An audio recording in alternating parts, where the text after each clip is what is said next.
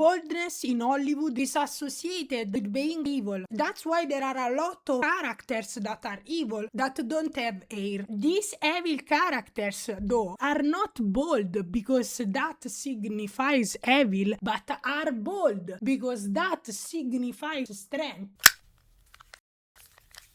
The topic I thought about the whole day without absolutely no reason. Sorry guys. We are speaking about me getting bald and me justifying me getting bald. How am I going to speak about that, bro? Because who the cares about people getting bald? I made a chart. I will show to you guys. I will now turnic the camera. So who are we talking about? Lord Voldemort, Lex Luthor, Andrew Tate, which is considered a kind of figure, not really in the modern times. And to be evil, they have been given the feature of the baldness. But the baldness, guys, it's not actually a sign of evil, it's a sign of strength. Why am I saying this, and how can I say this with pure certainty? We know that there are also great figures in history that are bold and also strong and good people, like Vin Diesel, Walter White. Well, Walter White was kind of evil, but he was cool anyway, so everyone likes him. And also we have Saitama, Ronnie Coleman, The Rock. These are the archetype of true strong people. And what do they have all in common, guys? And it's the absence of hair and also their immediate strength, which is considered to be a direct consequence of being bald. Most evil people, like for example Andrew Tate, shave their head or shave part of their head to even it and represent the strength that the true bald archetype has actually put on. They shave their head because of the horrid hairlines. If you are evil, you'll also have a bad hairline. Yes, but they are not fully bald. So their amount of hair is all stored in the back of the head, where the morality comes from. That's where your brain produces the morality, and so it's the only part that is covered with hair because they are hiding their morality. Maybe hair is interfering with the cosmic energy and they just remove that barrier for more power. No, it's not true, because actually the hair, when it's people that is truly strong, fall from their self completely. Dwayne The Rock Johnson, that guy has never had a hair on his head in his life because he doesn't need it. He does not have to hide anything. Are you balding? Yes, but I will survive to that because my baldness will be like the one of the people that are ascending.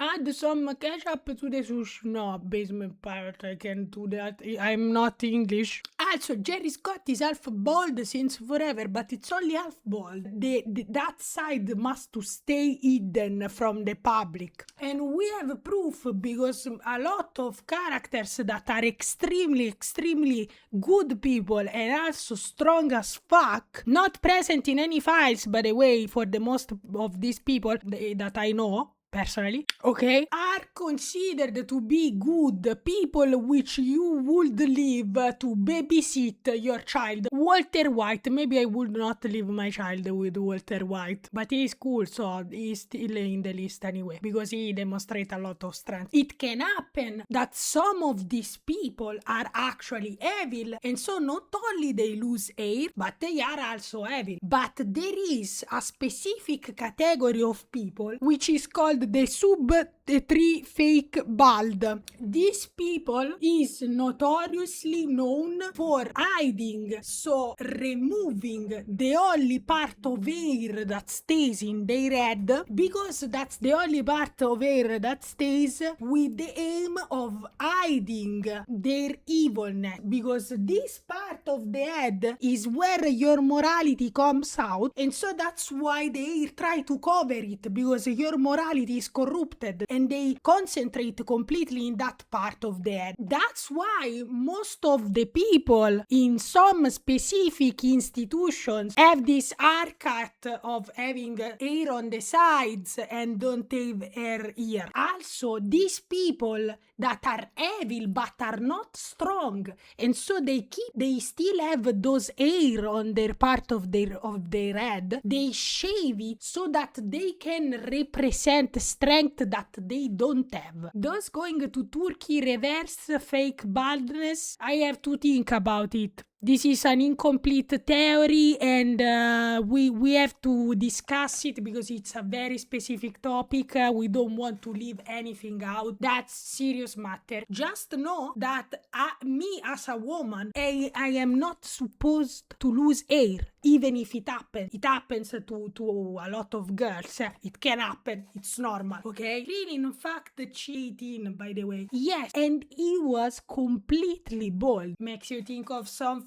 Is baldness sexy? I think there is a specific stereotype of men that it's very attractive when it's bald, and it's the guy that is usually very big and very full of tattoos everywhere. Each time that I see that, classical gang person that is currently stored in some gang is a bad thing, guys. What about Vegeta? You know that Vegeta had a part of evil, okay? A little part of evil. But at the same time, the island stopped to go downstairs backward because he decided to change and become a better man. So that's where the line stopped receding, and he did never reach the haircut, the ball haircut that is used in some specific institutions. He was fighting for his people, okay, but his ways were not the best, A lot of people these days say that they are fighting for their people, and if Vegeta lost his hair, he would have never have become the Super Saiyan. That's true. Frieza is bald. That explains the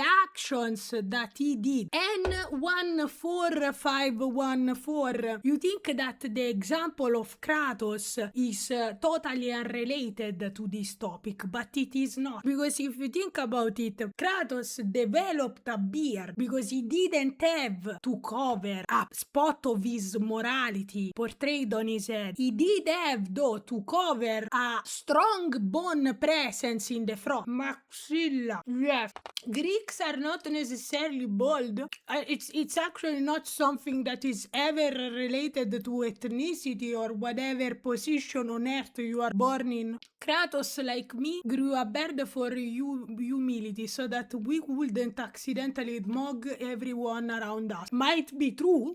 Who am I to say no? I shaved my beard for the opposite reasons. To weaken my appearance and appear more human to the average man. I think I could be mistaken for a pirate. You cannot let that happen in the workplace, because remember, you have to get that bag. Cianuro di sodio. Non tenere la frangia vorrebbe dire vabbè, la mia fronte non è così immensa, ok? Però il bald spot a una certa si vede, cioè i lati si vedono. Non posso arrivare a quel livello lì, bro. E poi adesso è normale avere le pezze in testa, no? Quindi va bene così. How about bald Yuri? Basement Pilot, we all already know that being bald means also being inherently strong. We also know that Yuri is one of the best things that has ever been invented in the whole world. So if you mix them both, what you get? Bald Yuri. More like heaven, more like joy, happiness, stuff that I want to see, like everyone. Y'all on the same spectrum. You also, bro. You try to avoid the situation, but you also are here. You think, yeah, I am outside of that, but you are also in my stream. You are also commenting. You are also like this. You are me, and if you hate the other people, you hate them because you see yourself reflected in them. Remember, to you, always hate is always a way to portray yourself on others. It's not like there is some reasonable logical thinking for which I could date someone else, because it's not like we care about whatever the fuck reason for which we hate people. So hate is illogical, and the only reason you go to hate someone is because you portray yourself on them. Listen to me, you also have this bald spot growing and you just want to ignore it. But see, this is a mirror, bro. This is what you are. This is what we are both. This bald spot right here is what is connecting us one to another. You want to hate on me because you see yourself in me. That's what you are. But I am still almost bald, okay? That's why I have bangs. You know, my situation here on the forehead, it's not so terrible. This is a normal forehead. I think it's a big, okay, but it's not so big. I mean, like, this looks very, oh my god, fucking, that's a normal forehead, right? I will never show it again. I feel so dirty. I understand your biological point, but we are trying to gather a lesson from this. We are trying to connect these things to a moral perspective, if not a religious one. Because what happens when you are the most bold person in the world? It means that you are also the strongest. You are objectively the next prophet, you know. You are ascending to a different level of humanity. Maybe this means that we are going to evolve like that, meaning that the next generation will all try to be bald. By the way, I'm not saying this only because I have bald spots here, eh? Just saying. This is a whole ass different theory. The Buddha also became bald only after enlightenment. See? Can one have a full head of hair, but also be spiritually bald?